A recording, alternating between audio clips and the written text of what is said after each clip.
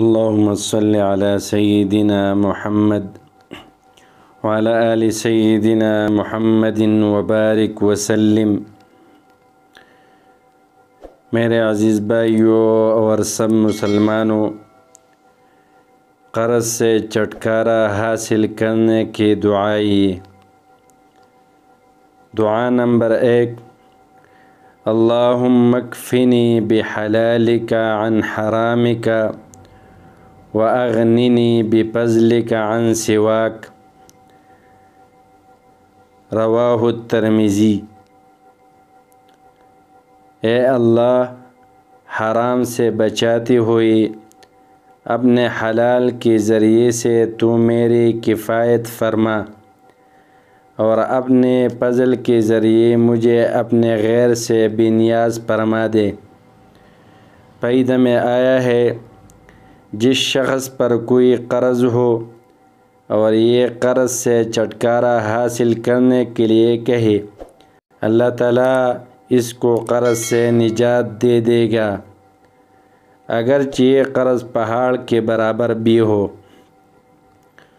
دعا نمبر 2، اللہم انی اعوذ بک من الہم والحزن واعوذ بک من العجز والکسل واعوذ بک من الجبن والبخل واعوذ بک من غلبۃ الدین وقہر الرجال۔ اے اللہ، میں تیری پناہ چاہتا ہوں فکر مندی سے اور رنج سے، اور تیری پناہ چاہتا ہوں بے بس ہو جانے سے اور سستی کے آنے سے، اور تیرے پناہ چاہتا ہوں بزدلی اور کنجوسی سے، اور تیرے پناہ چاہتا ہوں قرض کے غلبے سے اور لوگوں کے قہر سے۔ حدیث میں آتا ہے کہ ایک دن معاذ رضی اللہ تعالی عنہ نماز جمعہ کے لیے نہیں آئے۔ نبی صلی اللہ علیہ وسلم نے آپ رضی اللہ عنہ سے پوچھا کہ آج کیوں نہیں آئے؟ آپ رضی اللہ عنہ نے فرمایا، یہودی کی قرض کی وجہ سے نہیں آیا۔ تو نبی صلی اللہ علیہ وسلم نے فرمایا، آیا آپ کو ایسی دعا نہ سکھا دو کہ اگر آپ پر پہاڑ کی مقدار پر قرض ہو تو بھی اللہ تعالیٰ فرما دے گا۔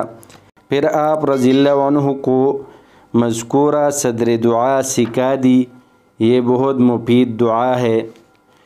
سورۃ آل عمران، پارہ نمبر 3، آیات نمبر 25 اور 26۔